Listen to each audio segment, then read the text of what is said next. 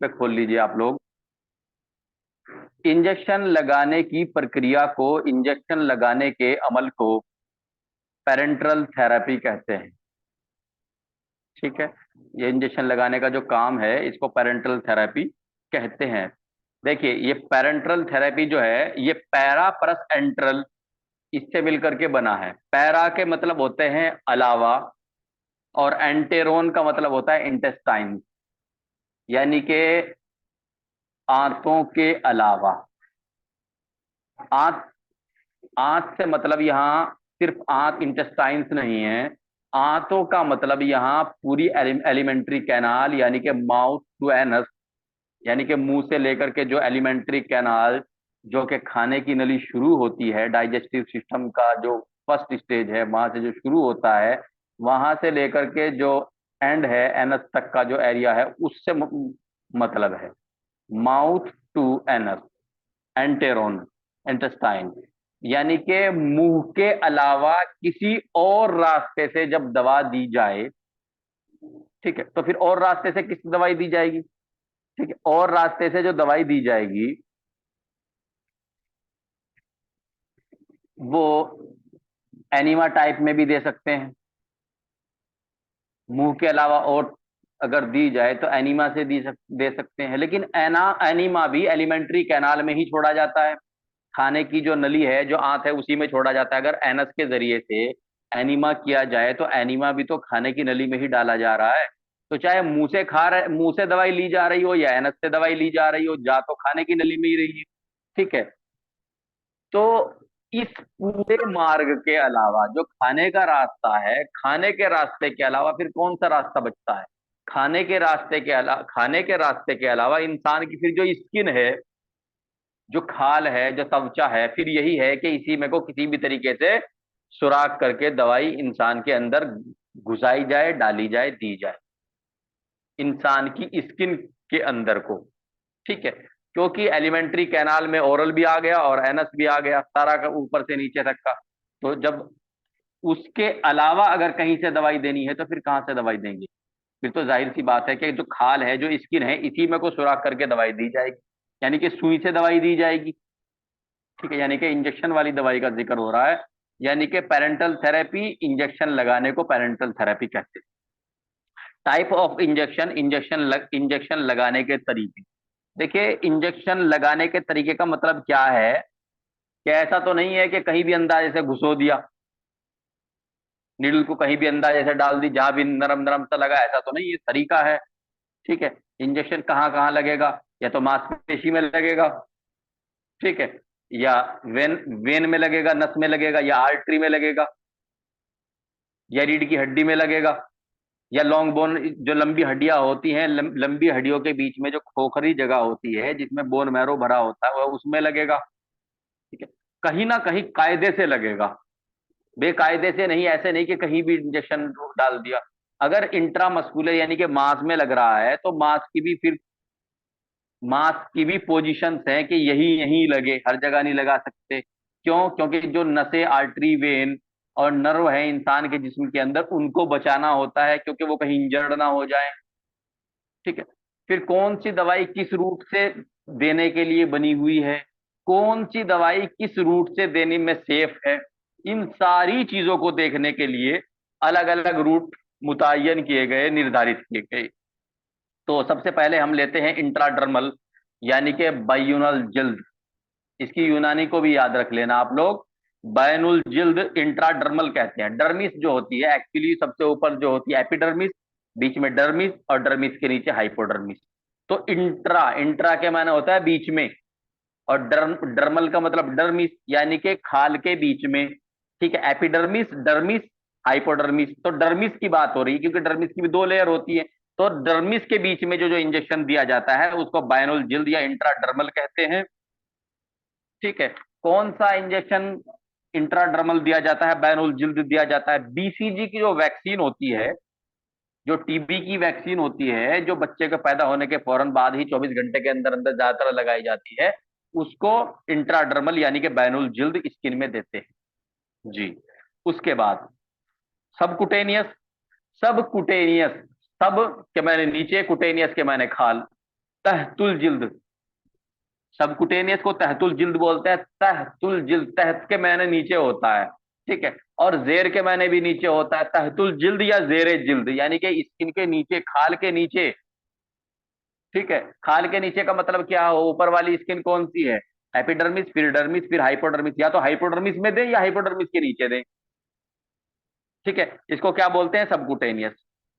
लगने वाला इंजेक्शन, ये इंजेक्शन स्किन की लेयर के नीचे लगता है, नीचे, बीच में नहीं।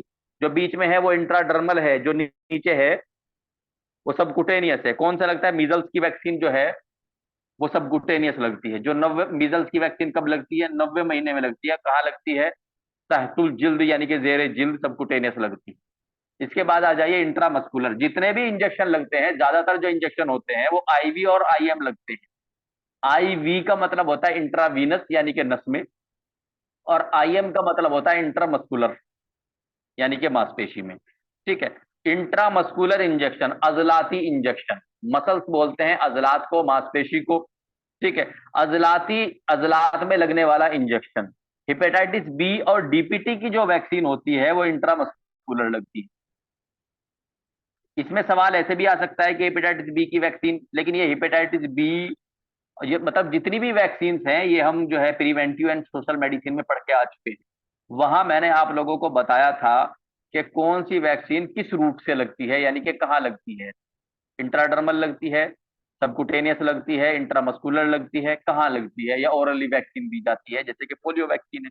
वो सब कुछ मैंने साथों साथ उस टाइम वहीं पे क्लियर करा दिया था, ताकि इसको फिर बाद में इसमें टाइम जाया ना हो, इसमें टाइम ज्यादा वेस्ट ना हो, तो वो उसी टाइम मैंने क्लियर करा दिया था जी। इंट्रावीनस इंजेक्शन, इंट्रामस्कुलर इंजेक्शन ज्यादातर दर्द वर्द के जो डाइक्लोफेनेक इंजेक्शन होते हैं कुल्ले पे ही लगाना पसंद करते हैं, ठीक है। कुल्ले का इंजेक्शन थोड़ा सेफ भी होता है, क्योंकि वो एकदम ब्लड स्ट्रीम में नहीं जाता, एकदम कहाँ जाता है, मसल्स में जाता है, मसल से फिर एब्जॉर्ब होके वो कहाँ चला जाता है, मसल के बाद वो आईवी लाइन में चला जाता है। तो ये थोड़ा सेफ भी होता है, क्योंकि एकदम फास्ट ब्लड में नहीं जा रहा होता है जी। इसको आईएम लिखते हैं। मान लीजिए अगर किसी इंजेक्शन को, जैसे कि इंजेक्शन वोवरोन आईएम, आईएम का मतलब इंट्रामस्कुलर होता है। Intravenous injection, intravenous IV injection के नाम से, इंट्रावीनस की जो शॉर्ट फॉर्म है वो आईवी, आईवी का मतलब होता है इंट्रा, इंट्रा के मैंने बीच में, वेनस का मतलब वेन, यानी कि नस के बीच में, वेन के बीच में।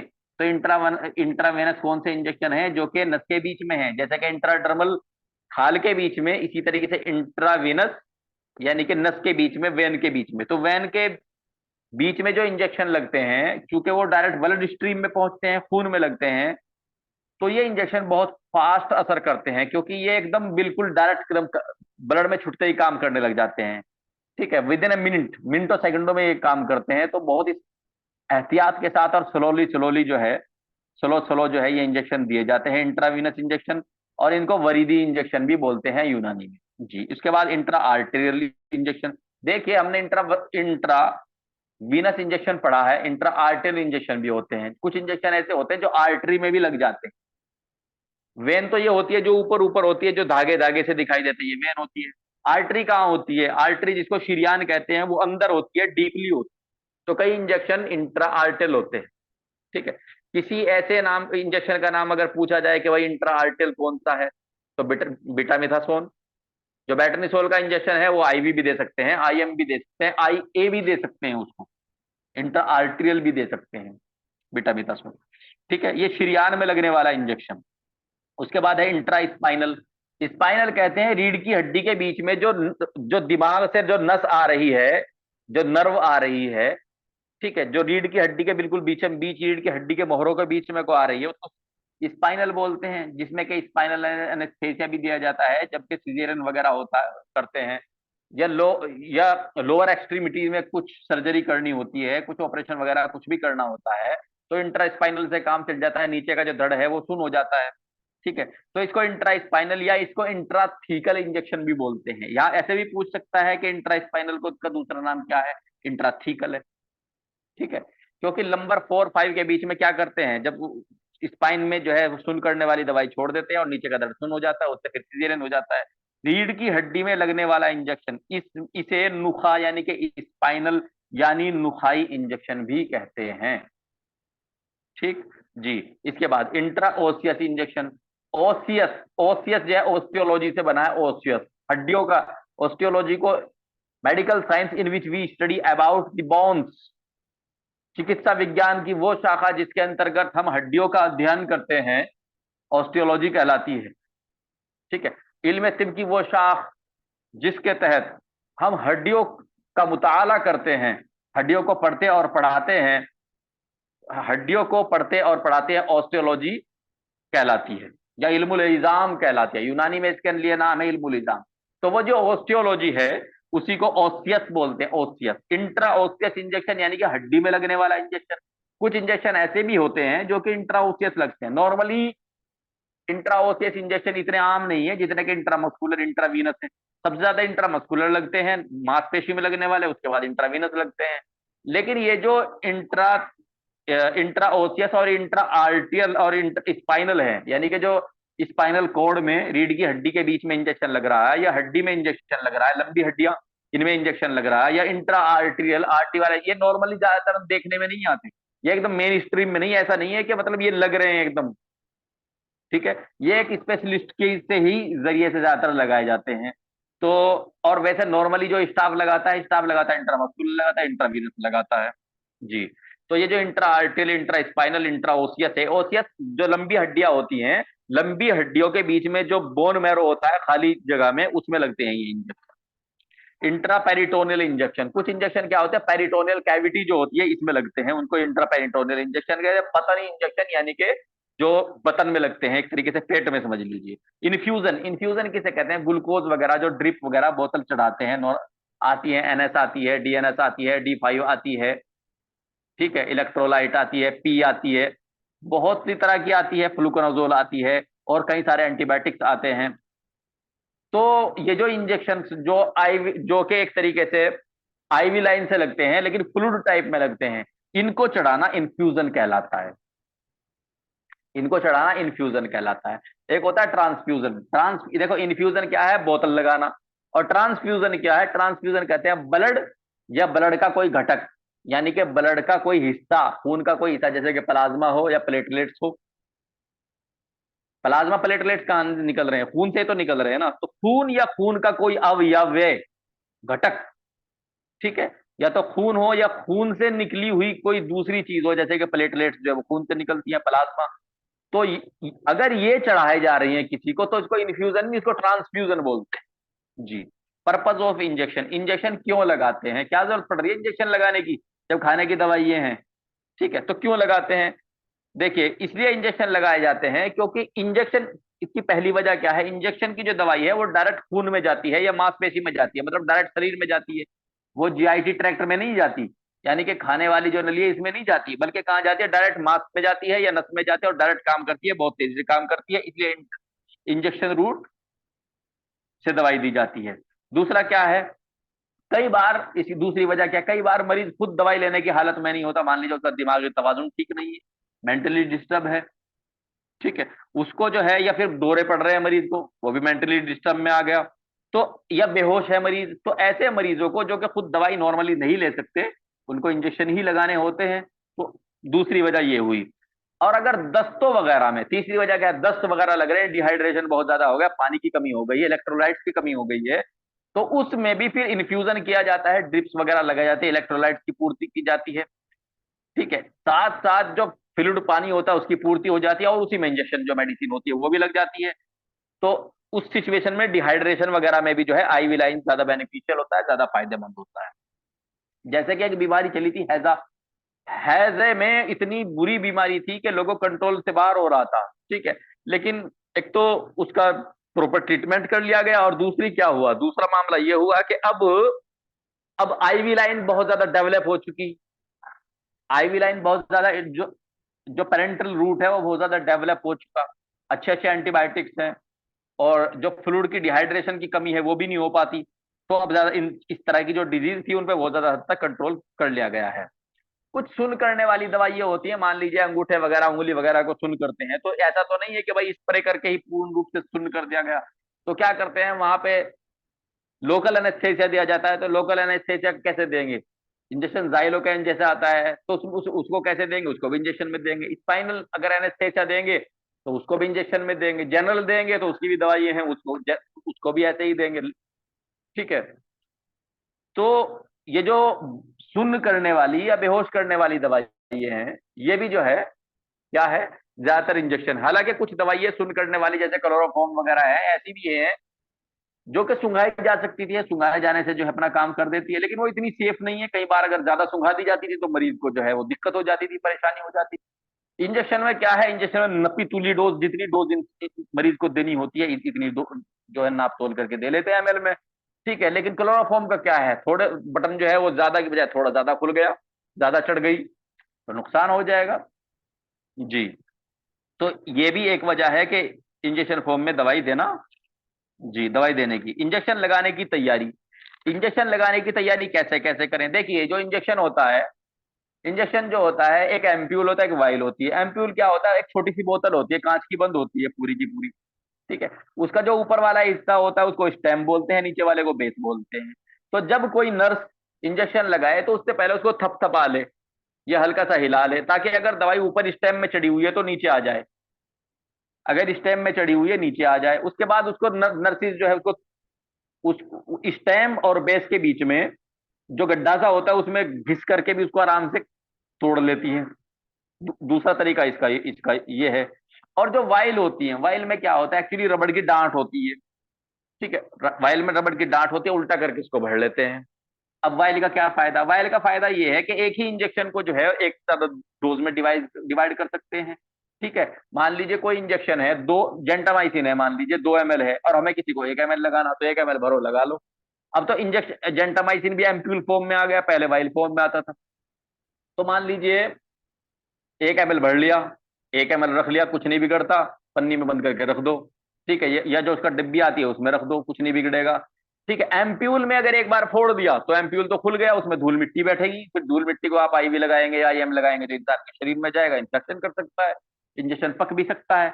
लेकिन जो वाइल है, वाइल का क्या है कि उसमें रबड़ की डांट होती है अंदर जो है, मतलब जितनी दवाई निकालनी हुई निकाल ली, बाकी अंदर छोड़ दी। तो एक से ज्यादा बार भी इस्तेमाल की कर सकते हैं वाइल को। तो वाइल का ये फायदा है। अब प्रेजेंटेशन ड्यूरिंग इंजेक्शन, इंजेक्शन लगाते वक्त बरती जाने वाली एहतियात कौन कौन सी हैं, क्या क्या एहतियात बरत लेनी चाहिए। देखिए, इंजेक्शन कहाँ लगता है, इंजेक्शन की इंसान की खाल में को पार करके जाता है, और खाल खाल के अंदर इंसान की जो स्किन होती है, जो त्वचा होती है, जो डर्मिस एपिडर्मिस हाइपोडर्मिस होती है, इसमें क्या एक्चुअली इसके अंदर नसों का जाल होता है, वेन होती है। ठीक है, वेन होती हैं, नर्व होती हैं, और भी कई तरह की वेसल्स होती हैं। तो जब जैसे इंजेक्शन लगाते हैं, मान लीजिए उसके नीचे आर्टरी भी आ सकती है, वेन भी आ सकती है, नर्व भी आ सकती है। तो इंजेक्शन लगाते टाइम सबसे पहले ये ध्यान रखा जाए कि जिस साइड पे, जिस जगह हम इंजेक्शन लगा रहे हैं, वहां कोई भी आर्टरी वेन नर्व तो इंजर्ड चोटिल नहीं हो पा रही है, नहीं कटफट रही इंजेक्शन को। ऐसा तो नहीं है कि किसी आईवी, किसी क्या कहते हैं, नर्व को डैमेज कर दिया या किसी वेन को डैमेज कर दिया, ऐसा तो नहीं है। कि जब इंजेक्शन लगाएं तो ध्यान रखें कि उसके नीचे कोई आर्टरी वेन ना आ रही हो। इंट्राडर्मल, इंट्राडर्मल यानी कि खाल में लगाए जाने वाला जो इंजेक्शन है उसको कहाँ लगाना चाहिए, उसको लोअर आर्म, लोअर आर्म यानी कि कोहनी से नीचे जो है मीडियली लगाना चाहिए। मीडियली, ये सामने वाला ये जो होता है, एक तरीके से इसको मीडियली हो जाता है जब सीधा इंसान खड़ा होता है, पोजीशन में खड़ा होता है, एनाटॉमिकल पोजीशन में खड़ा होता है, तो मीडियली लगानी चाहिए इंट्राडर्मल लगाते हुए। और एंटीरियर एंड पोस्टीरियर चेस्ट यानी कि छाती पे लगाया जा सकता है। जी। सबकुटेनियस जो इंजेक्शन होता है, जो कि तहतुल जल्द यानी कि स्किन के जो नीचे वाला स्किन होता है, इंजेक्शन होता है, ये कहाँ लग सकता है, ये एब्डोमेन पे लग सकता है, जिसे पेट कह देते हैं आमतौर से मोस्टली भाषा में। स्कैपुला के नीचे बिलो स्कैपुला लग सकता है। Anterior anterolateral aspect of thigh, thigh यानी कि जांग पे सामने की तरफ और बाहर की तरफ। एंटेरोलेटरल, एंटेरोलेटरल यानी कि एंटीरियर का मतलब सामने, लेटरल का मतलब बाहर, यानी कि सामने और बाहर की तरफ जांग पे लग सकता है। कौन सा, सबकुटेनियस यानी कि स्किन के खाल के नीचे लगने वाला इंजेक्शन। इंट्रामस्कुलर इंजेक्शन कहाँ लगेगा, देखिए इंट्रामस्कुलर के लिए जो सबसे सेफ जगह होती है वो ग्लूटियल यानी कि कूल्हे पे होती है, ग्लूटियल जो मसल होती है उसमें लगता है। उसके अलावा इंट्राडर्मल यानी कि जो कंधे वाली मसल होती है उसमें भी लग सकता है। रेक्टस फिमोरस फिमोरिस एक मसल है, रेक्टस फ्यूमोरिस, इसमें भी लग सकता है। लेकिन सबसे ज्यादा जो सेफ होती है ग्लूटियल मसल होती है, इसी में लगना प्रीफर करना चाहिए। इंट्रावीनस, इंट्रावीनस इंजेक्शन कहाँ लगने चाहिए? इंट्रावीनस फोर आर्म, यानी कि जो कोने से कोनी से नीचे वाली जो बाजू है, इसमें जहां भी अच्छी साफ सुथरी नस दिखे उसमें आराम से लगा दीजिए और स्लो स्लो लगाना चाहिए। इंट्रा आर्टेरियल इंजेक्शन जहां पे पैल्पेट हो, आर्टरी जहां पे धड़कती, क्योंकि आर्टरी क्या होती है, पैल्पेट होती है ना, आर्टरी पैल्पेट होती है, धड़कती है, तो जहां पे पैल्पेट हो वहां पे अच्छे से पैल्पेट करके उसमें लगाना चाहिए। नर्स के लिए इंजेक्शन लगाने की खास हिदायत यानी कि इंस्ट्रक्शन, सावधानियां क्या क्या बरते, कैसे कैसे लगाए। नंबर एक, जिस मरीज के लिए डॉक्टर, नंबर एक क्या करना है, नोट्स डॉक्टर ने डाली हो, ऑर्डर डॉक्टर ने किया हो, या प्रिस्क्रिप्शन पे लिखा हो तो ही एक नर्स को इंजेक्शन लगाए, अदरवाइज अपनी तरफ से जो है इंजेक्शन लगाने में, ट्रीटमेंट में किसी किस्म की जो है मतलब ट्रीटमेंट में जो है गलती ना करे। जो डॉक्टर ऑर्डर करे, नोट्स नोट्स डाले, ऑर्डर करे, प्रिस्क्रिप्शन पे लिखे तो ही लगाए, नहीं तो एक नर्स को जो है नहीं लगाना चाहिए। फिर जिस मरीज के बारे में जो दवाई लिखी हो उसी को लगानी चाहिए। ऐसा नहीं है कि कोई दवाई जो है किसी मरीज को लिखी थी, उसके पड़ोसी उसके बराबर वाले बेड को लगा दी। ठीक है। दूसरा, कौन सा इंजेक्शन लगाना है, जो इंजेक्शन लिखा हो वही लगाना है, उसमें अपना दिमाग नहीं लगाना कि यार ये भी तो यही काम करता है, क्यों ना मैं यही लगा दूं, नहीं, गलत बात है। जो प्रिस्क्रिप्शन में लिखा हुआ वही लगाना है। जी। दूसरा, दवा की मात्रा जितनी प्रिस्क्रिप्शन में ऑर्डर की हुई है, डॉक्टर ने लिखी हुई है, इतनी लगाए। अगर 1 ml लिखी है, 1 ml, 2 ml लिखी है, 2 ml, जितनी दवाई लिखी है इतनी ही लगाए, ना ज्यादा लगाए ना कम लगाए। दवाई किस रूट से लगनी है, यानी कि आईवी लगनी है, अगर आईवी प्रिस्क्रिप्शन में लिखी है तो आईवी लगाए। आईएम अगर प्रिस्क्रिप्शन में लिखी हुई है, ऑर्डर में लिखी हुई है, नोट्स में लिखी हो तो आईएम लगाए। अगर कंफ्यूजन हो रहा है, मान लीजिए लग रहा है कि ये डॉक्टर साहब से जल्दी में लिखा गया, तो उसको फौरन ना लगा करके एक बार डॉक्टर साहब से क्लियरेंस ले ले, पूछ ले कि सर ये आपने ये लिख दिया, मुझे ऐसा लग रहा है सर, प्लीज आप एक बार देख लीजिए, अगर ये मेरी गलती है तो कोई बात नहीं, अगर आपको चेंज करना है तो कर दीजिए। ठीक है जी। दवाई जो लगने का टाइम निर्धारित है, जो फिक्स है उसी टाइम दवाई लगाए। ऐसा नहीं है कि अपने किसी लालच में, भाई छुट्टी में जल्दी निकल जाऊं, 1 घंटा पहले लगा दी, क्यों? ये गलत है। बिल्कुल टाइम टू टाइम मेडिसिन दे, जिस जो उसका टाइम दिया हुआ है। अब इंट्राडर्मल यानी कि स्किन के बीच में जो इंजेक्शन लगते हैं, जो इंट्राडर्मल यानी कि स्किन के बीच में इंजेक्शन लगते हैं, इसमें क्या करना है, जो स्किन होती है, जो त्वचा होती है, और नीडल जो होती है, जो सुई होती है, त्वचा होती है, इंट्राडर्मल, उनके बीच में 15 डिग्री का कोण बनाना होता है। ये एक सवाल है कि इंट्राडर्मल में स्किन और नीडल के बीच में कितना कितना डिग्री का एंगल बनता है, 15 डिग्री का बनता है। इंट्रामस्कुलर जो मांसपेशी में इंजेक्शन लगता है उसमें कोण कितना बनता है, उसमें 90 डिग्री पे लगता है, खड़ा इंजेक्शन लगता है। ठीक है, 90 डिग्री पे लगता है इंट्रामस्कुलर। ठीक है। और इंट्रावीनस इंट्रावीनस जो इंजेक्शन लगता है, जो आईवी लाइन से इंजेक्शन लगता है, वो 45 डिग्री से लगता है।